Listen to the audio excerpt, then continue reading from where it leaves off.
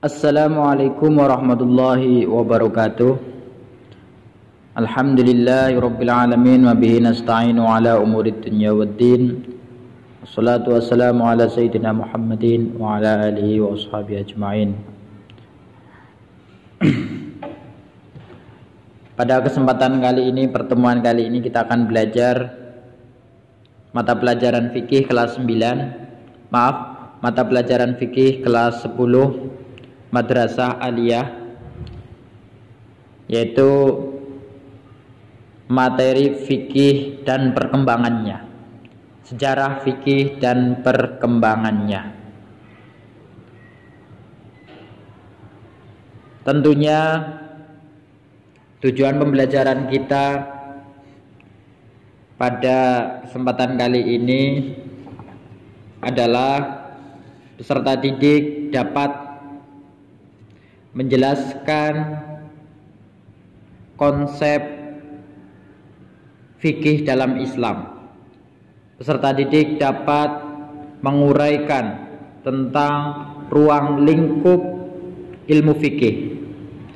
Peserta didik juga dapat menjelaskan periodisasi perkembangan ilmu fikih. Itu adalah tujuan pembelajaran kita pada kesempatan kali ini.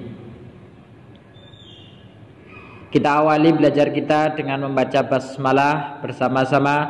Bismillahirrahmanirrahim.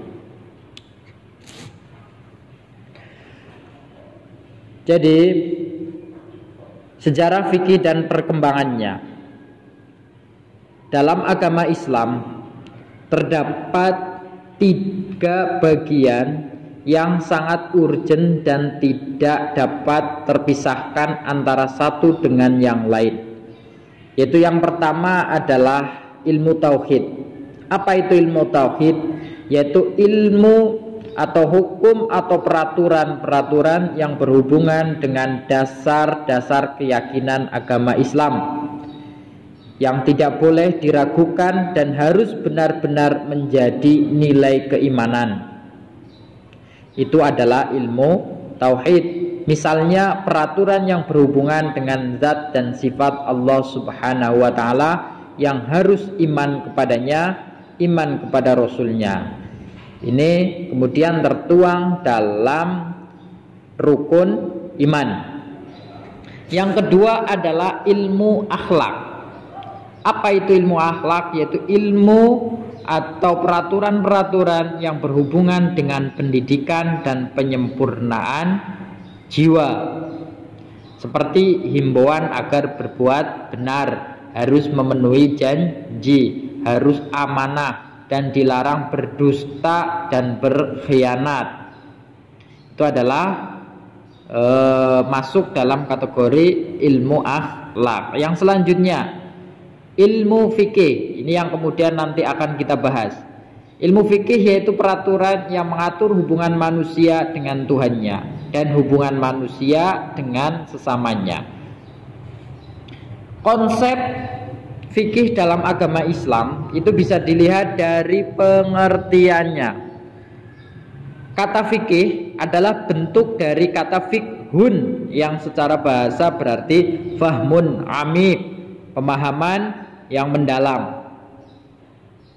Ilmu fikih merupakan salah satu bidang keilmuan dalam syariah Islam yang secara khusus membahas persoalan hukum atau aturan yang terkait dengan berbagai aspek kehidupan manusia, baik menyangkut individu, masyarakat, maupun hubungan manusia dengan penciptanya.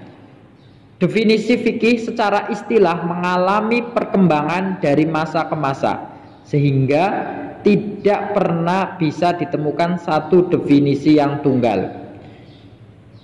Pada pertemuan kali ini, pada kesempatan kali ini, ilmu fikih secara istilah akan saya ambilkan dari pendapatnya Imam Abu Hanifah dan Imam Syafi'i. Menurut Imam Abu Hanifah, fikih adalah pengetahuan manusia tentang hak dan kewajibannya. Dengan demikian, fikih bisa dikatakan meliputi seluruh aspek kehidupan manusia dalam beragama Islam. yang bisa masuk pada wilayah akidah, syariah, ibadah, dan akhlak. Sementara fikih menurut Imam Syafi'i adalah ilmu atau pengetahuan mengenai hukum-hukum syariah yang berlandaskan kepada dalil-dalilnya yang terperinci. Dan masih banyak lagi para ulama usul fikih yang mendefinisikan tentang fikih. Salah satunya adalah menurut beberapa ulama usul fikih, ilmu fikih yaitu ilmu yang mempunyai tema pokok dengan kaidah dan prinsip tertentu. Definisi ini muncul dikarenakan kajian fikih yang dilakukan oleh fuqaha menggunakan metode-metode tertentu seperti qiyas, istihsan, istihzab, istislah, dan sadduz zari'ah. Nah, sementara ruang lingkup pembahasan dalam ilmu fikih itu meliputi masalah ubudiyah, yaitu hukum yang bertalian dengan hubungan manusia dengan Khaliknya, Allah Subhanahu wa ta'ala. Hukum-hukum itu bertalian dengan hukum-hukum ibadah.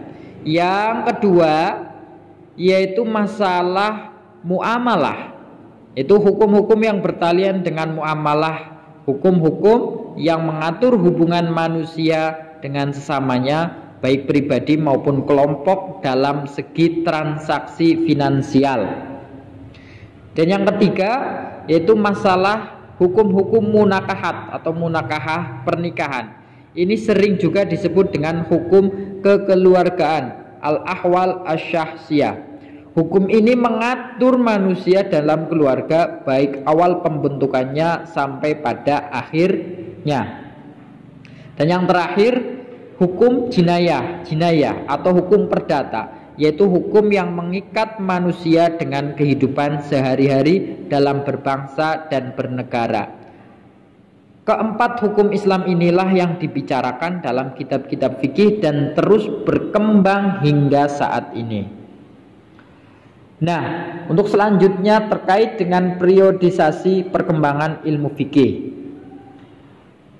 Ini menurut Syekh Abdul Wahab Khalaf, perkembangan tarikh tasyri' atau fikih Islam terbagi menjadi 4 periode, yakni periode Rasulullah, periode sahabat, periode tadwin, dan periode taqlid. Yang pertama periode Nabi Muhammad SAW.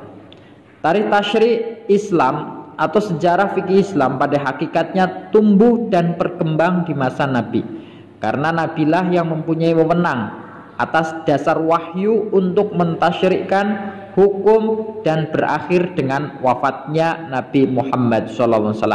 Pada masa Rasulullah adalah masa fikih Islam mulai tumbuh dan membentuk dirinya menjelma ke alam perwujudan. Sumber asasi yang ada pada masa ini ialah Al-Quran. Tentang sunnah Rasul adalah berdasarkan wahyu ilahi yang diturunkan kepadanya. Demikian juga segala tindak tanduk perilaku Nabi Muhammad selalu dibimbing oleh wahyu ilahi. Dan semua hukum dan keputusan hukum didasarkan kepada wahyu juga, sebagaimana diterangkan dalam firman Allah Quran surat An-Najm yang berbunyi Bismillahirrahmanirrahim, wa ma yantiqu 'anil hawa in huwa illa wahyu yuha. Artinya, dan tidaklah yang diucapkannya itu menurut keinginannya, tidak lain Al-Quran itu adalah wahyu yang diwahyukan kepadanya. An-Najm ayat 3-4. Pada periode ini walaupun usianya tidak panjang, namun telah meninggalkan dampak kuat dan kesan-kesan serta pengaruh yang signifikan bagi perkembangan hukum Islam. Periode Nabi Muhammad SAW ini terbagi kepada 2 periode yang masing-masing mempunyai corak tersendiri, yaitu periode Mekah dan periode Madinah. Pada periode Mekah, yaitu periode pertama dalam periode Nabi ialah periode Mekah, yakni Masa selama Nabi menetap dan berkedudukan di Mekah selama 12 tahun dan beberapa bulan, semenjak beliau diangkat menjadi Nabi hingga beliau hijrah ke Madinah. Dalam masa ini umat Islam masih sedikit dan masih lemah, belum dapat membentuk dirinya sebagai suatu umat yang mempunyai kedaulatan dan kekuasaan yang kuat. Nabi telah mencurahkan tauhid ke dalam jiwa masing-masing individu dalam masyarakat Arab, serta menjauhkan manusia dari menyembah berhala menuju penghambaan yang nyata. Di samping beliau menjaga diri dari aneka rupa gangguan bangsanya, pada masa ini belum banyak hal-hal yang mendorong Nabi SAW untuk mengadakan hukum atau undang-undang.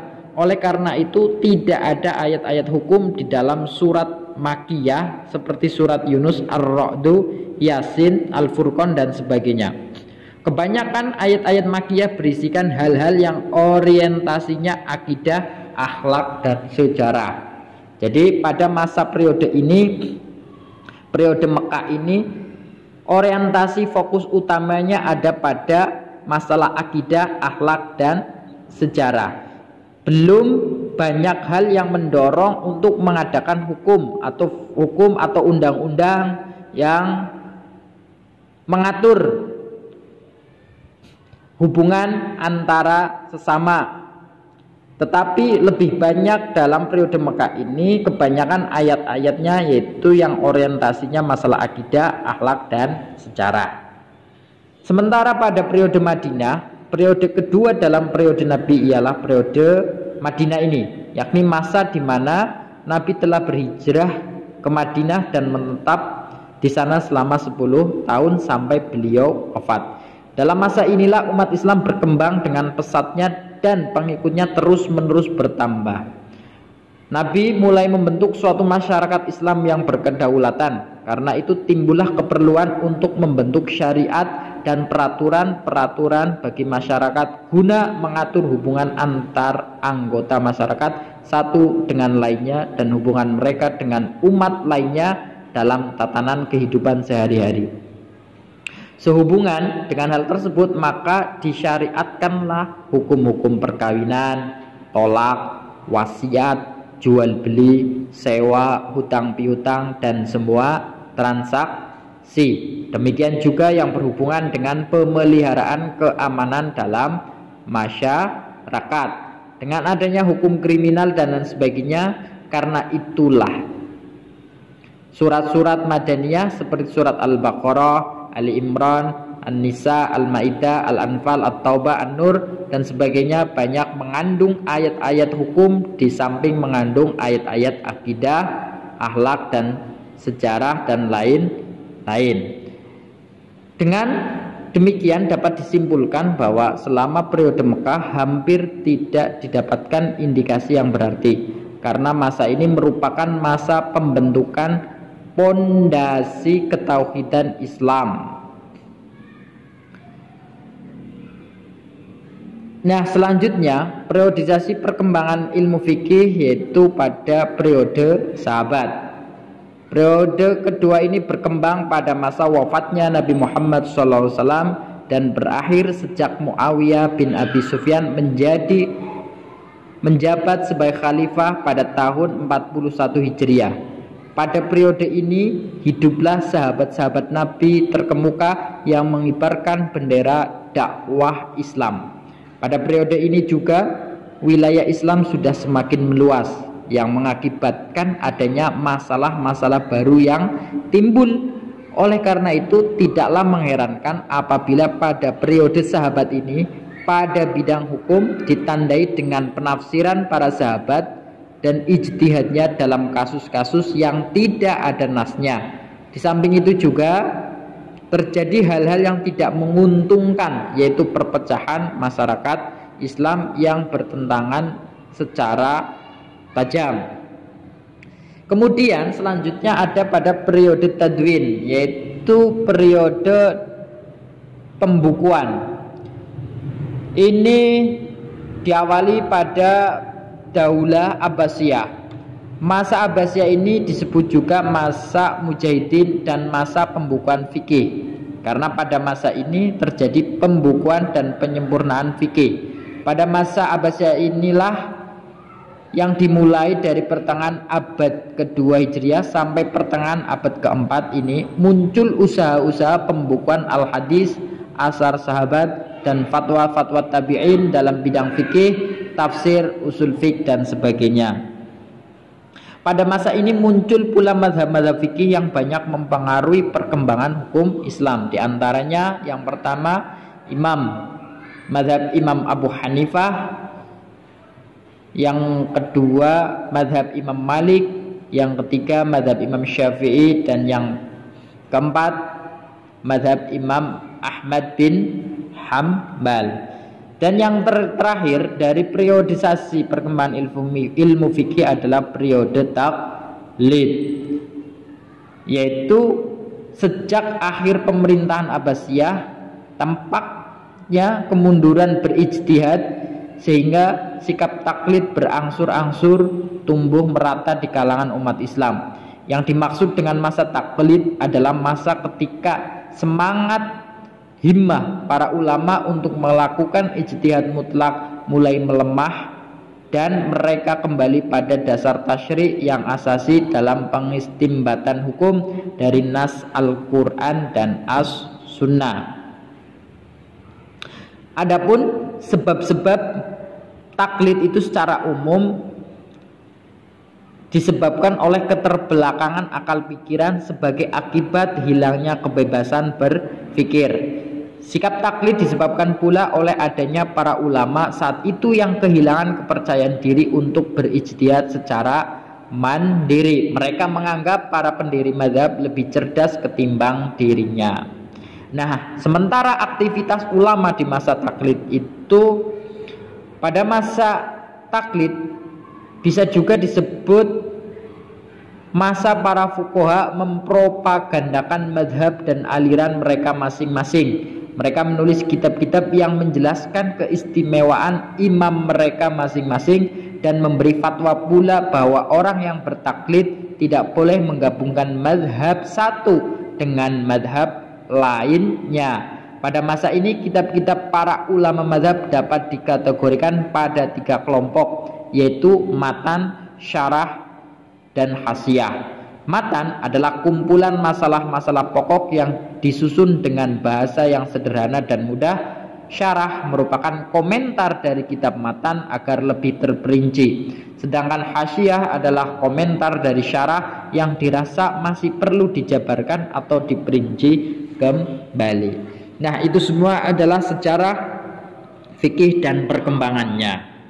Mudah-mudahan dapat dipahami dengan baik. Untuk selanjutnya uji kompetensi ada 5 soal, silahkan dikerjakan soal-soal ini, kemudian soal-soal ini hasil kerjanya bisa dikumpulkan. Kita akhiri pembelajaran kita dengan mengucapkan hamdalah bersama alhamdulillahirabbil alamin. Wassalamualaikum warahmatullahi wabarakatuh.